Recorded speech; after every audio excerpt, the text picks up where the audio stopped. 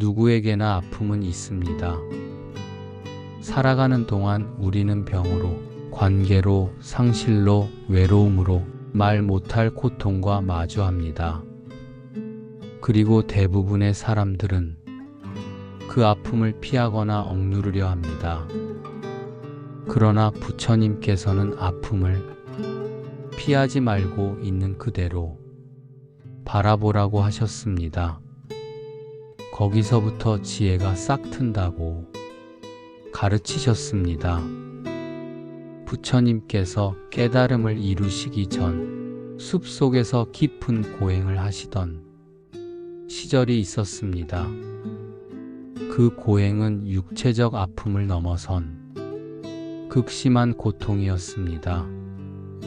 그러나 깨달음의 순간 부처님께서는 깨달으셨습니다.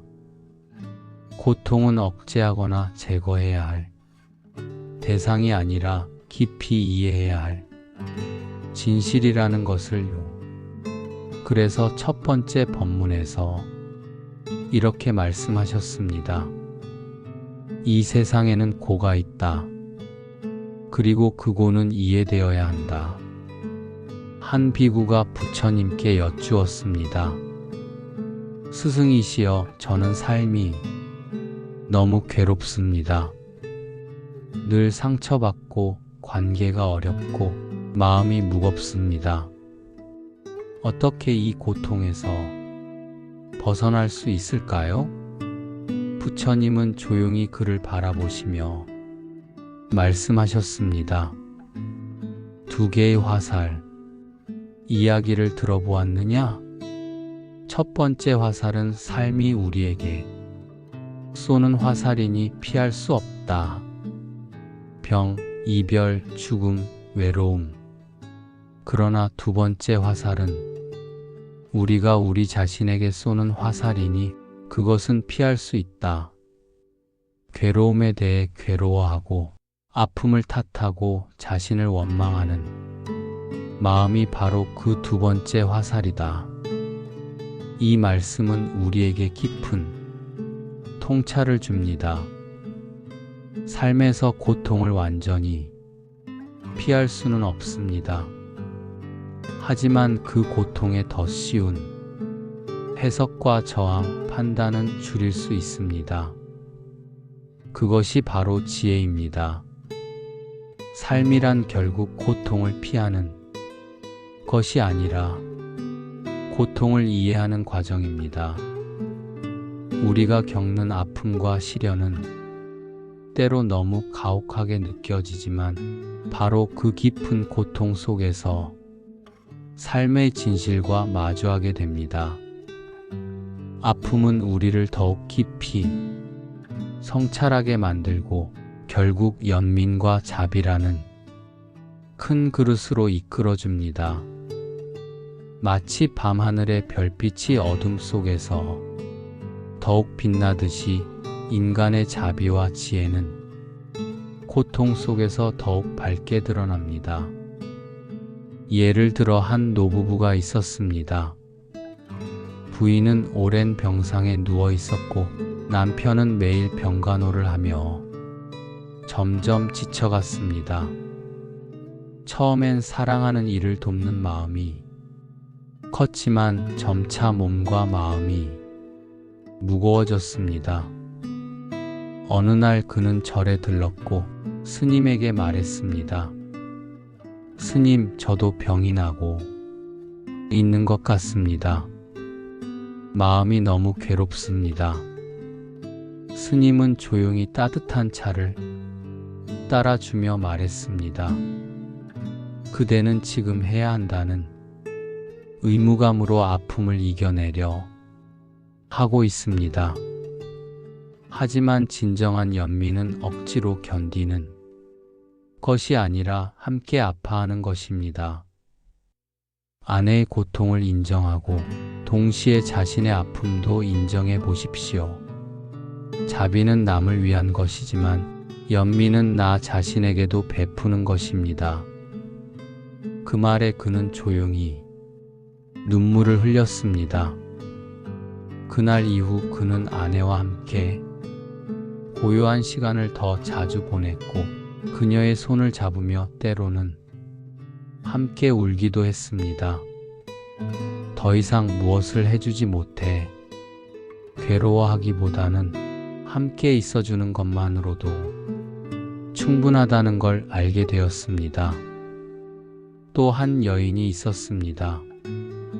젊은 시절 아이를 잃은 슬픔에서 수십 년을 벗어나지 못한 채 살아온 사람이었습니다.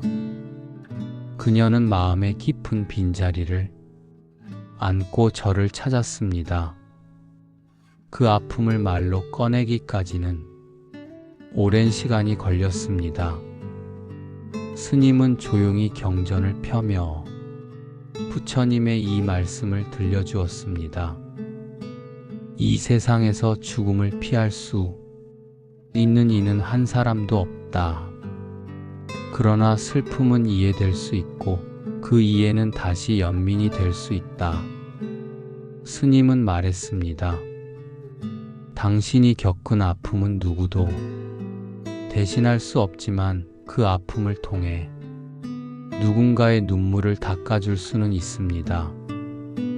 당신이 아팠기에 누군가의 슬픔을 이해하고 품어줄 수 있습니다. 그 말에 그녀는 처음으로 자신의 아픔을 누군가에게 전할 수 있는 용기를 얻었습니다. 삶의 고통은 결코 무의미하지 않습니다. 아픔 속에는 진실이 숨어 있고 그 진실은 우리를 더 따뜻한 존재로 이끕니다.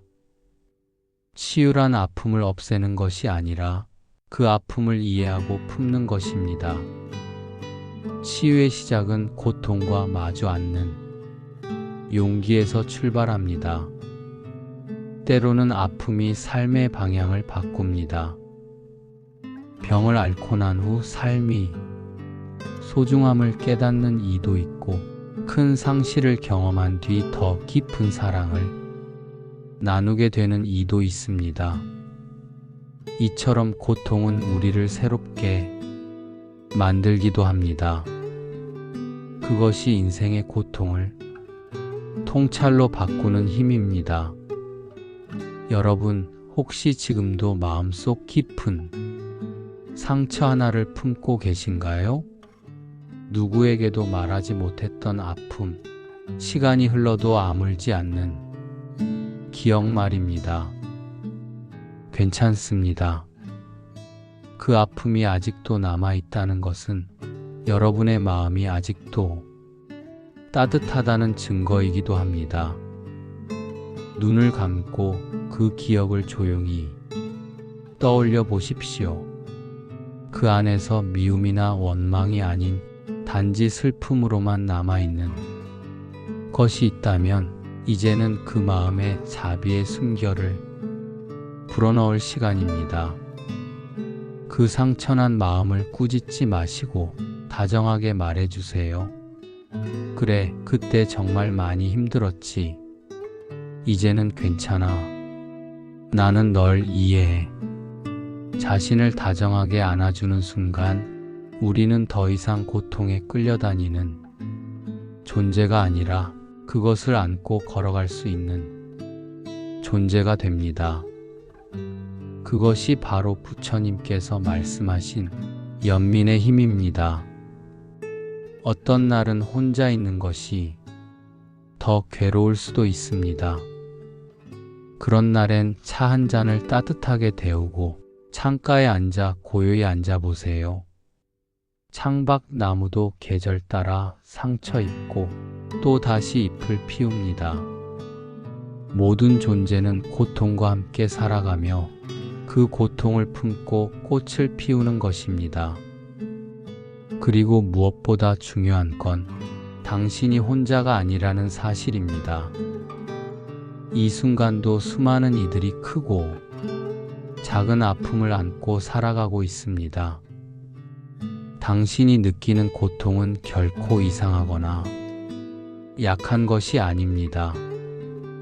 오히려 당신이 인간이기에 살아있기에 느끼는 자연스러운 반응입니다.